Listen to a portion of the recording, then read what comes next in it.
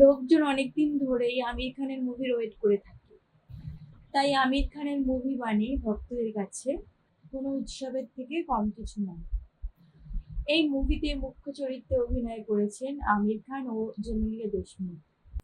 আর এদিকে বক্স অফিসে প্রথম দিকে ঠান্ডা থাকলেও আস্তে আস্তে করে ভালোই আগুন ধরেছে শোনা যাচ্ছে। প্রথম 3 দিনেই 50 কোটি টাকা উপার্জন করেছে এই মুভিটি। কিন্তু সিনেমা হলে গিয়ে দেখছি পুরোই ফাঁকা। তাহলে এত কালেকশন হলো কিভাবে? এই প্রশ্নের উত্তর তো আমার কাছে নেই। যদি আপনারা এই প্রশ্নের উত্তর জেনে থাকেন তাহলে আমাকে কমেন্ট বক্সে অবশ্যই জানাবেন। আমির খানের ভক্তরা কি মনে করেন সেটা আমি জানি না, তবে গল্পটা হুবাহু একটি স্প্যানিশ মুভি কপি করা হয়েছে। এমনকি ক্যারেক্টারদের লুকও কপি করা হয়েছে হুবাহু। এখান থেকে আমার মনে একটা প্রশ্ন আসছে যে যদি কপি করার ছিল তাহলে 3 বছর কেন সময় লাগলো এই মুভিটা বানাতে? যাই হোক, কপি হলেও মুভিটা দেখার পর মনে হলো অতটাও খারাপ না যতটা সোশ্যাল মিডিয়াতে এসে লোকজনরা বলছে। আমার মনে হয় দর্শকদের মুভির কালেকশন নিয়ে বেশি মাথা না ঘামানোই ভালো। ওটা প্রডিউসাররা বুঝে নেবে। আমাদের দেখতে হবে মুভিটা কেমন হচ্ছে, আমাদের কতটা এন্টারটেনমেন্ট করতে পেরেছি। তাহলে জেনে নেওয়া যাক আসল গল্পটা কেমন।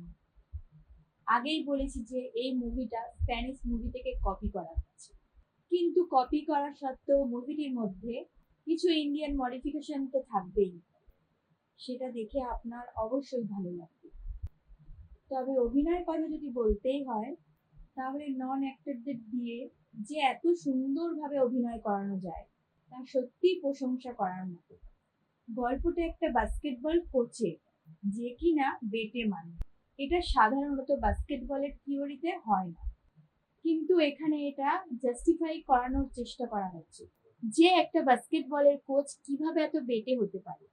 যাই হোক, গুলশান একটা বাস্কেটবল কোচ যার তেরামেরা কথা বা তেরামেরা স্বভাবের জন্য তাকে শাস্তি দেওয়া হয়েছে যে ওনাকে ইন্টেলেকচুয়াল ডিজার্ভার বাস্কেটবল প্লেয়ারদের ট্রেনিং দিতে হবে, যাদের একটা ন্যাশনাল চ্যাম্পিয়নশিপ হওয়ার কথা আছে। এবার কিভাবে তাদের ট্রেনিং দেবে, আদেও কি তারা জিততে পারবে, সেটা আপনাকে মুভিটা দেখেই বুঝতে হবে। গল্পটা খুবই সিম্পল ভাবে তৈরি করা হয়েছে। আর কোনো মুভি যখন সিম্পল ভাবে তৈরি করা হয় তখন দর্শক সেই মুভিটার সাথে খুব সহজেই কানেক্ট হতে পারে। মুভিটা 2 ঘন্টা 35 মিনিটের, যেটা প্রথম ধাপটা একটু দ্রুত ও আকর্ষণীয় হলেও দ্বিতীয় ধাপটা একটু মনোযোগ হারাতে পারে। তবে জেনেলিয়া ও আমিরের ঝগড়ার সিন এখানে না দেখালেও এমন কিছু হতো না। এরকম আরো অনেক সিন আছে যেগুলো না থাকলেও হতো। সব শেষে একটা কথাই বলতে পারি যে বহুদিন পর এমন একটা মুভি রিলিজ হয়েছে যে আপনারা সহপরিবারে এই মুভিটি দেখতে পাবেন। গল্প মোটামুটি ভালো, দেখে আসতে পারেন। আমি এই মুভিটিকে 5-এর মধ্যে 3টে স্টার দেব। তবে এখানে যারা প্রতিবন্ধী নন অ্যাক্টর তারা ক্যামেরার সামনে এসে যেভাবে পারফর্ম করেছে এর জন্য তাদেরকে সেলুট করা উচিত। যদিও এই মুভিটিকে তারে জমিন পার সেকেন্ড পার্ট হিসেবে দেখা হচ্ছে, কিন্তু এই মুভির মিউজিক তারে জমিন পার মুভির মিউজিকের সাথে কম্পেয়ার করা যাবে না। এই মুভিটা আপনাকে হাসাবে আর শেষের দিকে আপনাকে কাঁদাতেও পারে। মুভি দেখতে গেলে অবশ্যই রুমাল নিয়ে যেতে ভুলবেন না। আজকে এখানেই শেষ, আবার দেখা হবে পরের ভিডিওতে।